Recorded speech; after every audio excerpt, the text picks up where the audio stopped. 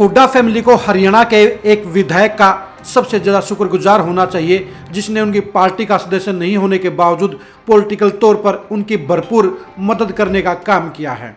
ये वो विधायक है जो अपनी ही पार्टी के खिलाफ है, लेकिन हुड्डा फैमिली को मसाला देने में, बारूद देने में हमेशा भरपूर मदद करता आया है।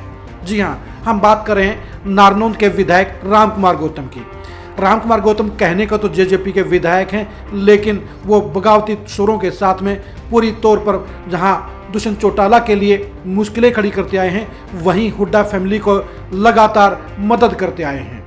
रामकुमार गौतम ने ही भूपेंद्र हुड्डा फैमिली को वो सामग्री उपलब्ध कराई है, वो मुद्दे दिए हैं जिनके कारण हुड्डा फैमिली बीजेपी जेजेपी सरकार पर हमला करती है, जिस पर बीजेपी जेजेपी सरकार के साथ साथ वो सीएम मनोहर लाल खट्टर और डिप्टी सीएम दुष्यंत चौटाला को घेरने का काम करते हैं।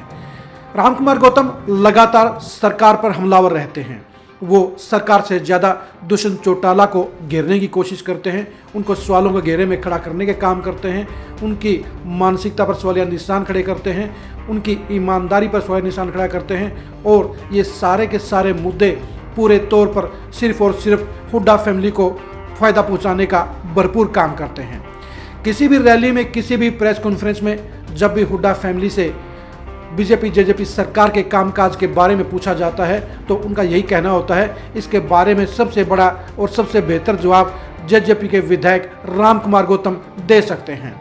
दादा गौतम ने मंत्री नहीं बनने के बाद से लगातार दुष्यंत चौटाला से खुंदक रखी है और इस खुंदकबाजी के चलते ही वो दुष्यंत चौटाला और जेजेपी के बारे में जो बातें बोलते हैं उनके बारे में कहा भी नहीं जा सकता।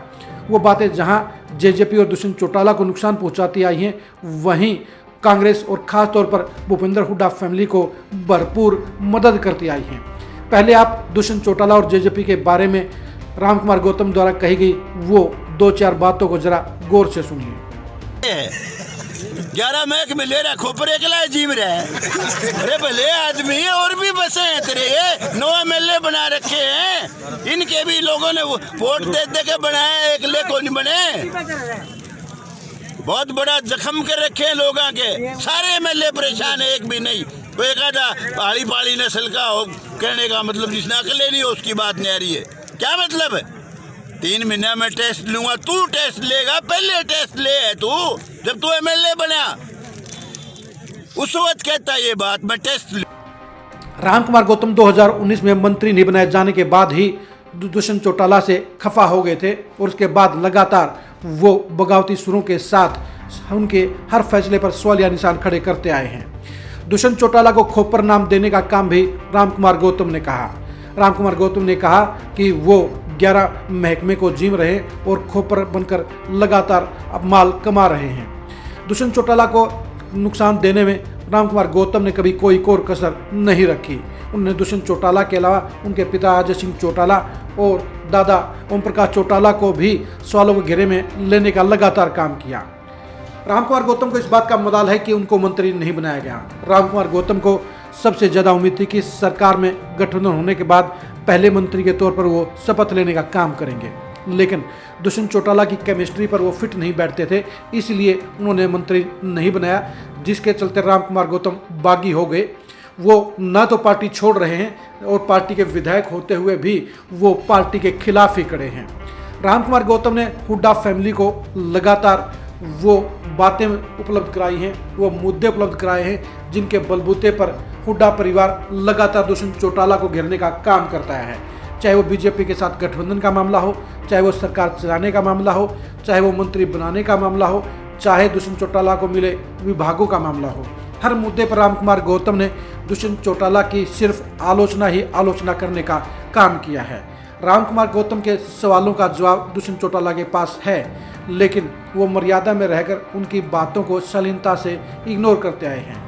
लेकिन रामकुमार गौतम ने अपने बेधड़क अंदाज के साथ ही हमेशा दुष्यंत चौटाला पर उंगली उठाने का काम किया है। दुष्यंत चौटाला के बारे में जितने भी नेगेटिव बातें हुड्डा फैमिली ने कही हैं, उनके बारे में सबूत के तौर पर, गवाह के तौर पर वो रामकुमार गौतम का नाम लेने का काम करते हैं। रामकुमार गौतम दुष्यंत चौटाला के अलावा सीएम मनोहर लाल खट्टर को भी मशवरा देने का काम करते हैं। परसों ही उन्होंने विधानसभा में कह दिया कि अगर उनकी बातें नहीं मानी गई तो अगले मुख्यमंत्री भूपेंद्र हुड्डा बन जाएंगे।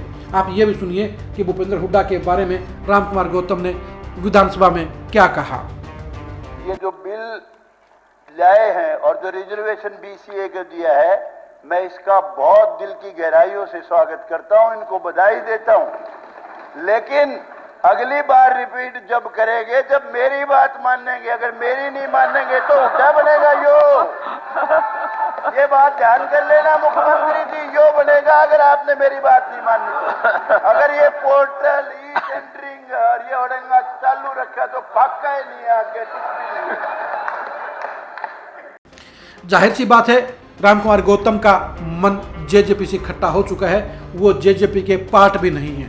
वो मजबूरी में जेजेपी के विधायक तो जरूर बने हुए हैं, उनमें इस्तीफा देने की हिम्मत भी नहीं है। वो सिर्फ अपना समय गुजार रहे हैं और 2024 के लिए अपना रास्ता तलाश रहे हैं। लेकिन दिक्कत इस बात की है कि हुड्डा फैमिली चाहकर भी उनको 2024 में नारनौंद से टिकट नहीं दे सकती है, क्योंकि नारनौंद में पहले से ही कांग्रेस के पास आधा दर्जन से ज़्यादा दावेदार हैं और इन दावेदारों की सूची में रामकुमार गौतम को लेना हुड्डा परिवार को आसान नहीं लगता।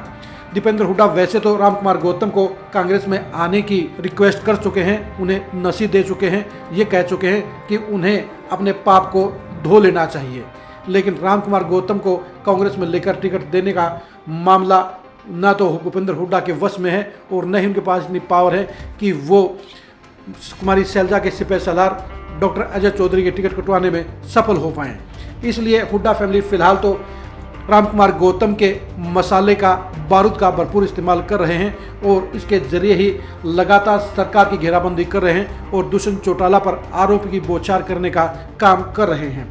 रामकुमार गौतम मंत्री बनाए जाने के बाद दुष्यंत चौटाला के लिए काम की चीज साबित होती, क्योंकि उन हालात में वो दुष्यंत चौटाला के ऊपर हमला करने वाले विरोधियों को न सिर्फ करारा जवाब देते बल्कि उल्टे उनको कटघरे में खड़ा करने का काम करते। ये बात सच्चाई है कि रामकुमार गौतम जैसा बेधड़क फिलहाल कोई नेता विधानसभा में नहीं है और उनका मुकाबला करना, उनके सवालों का जवाब देना दूसरे किसी भी नेता के लिए मुमकिन नहीं है।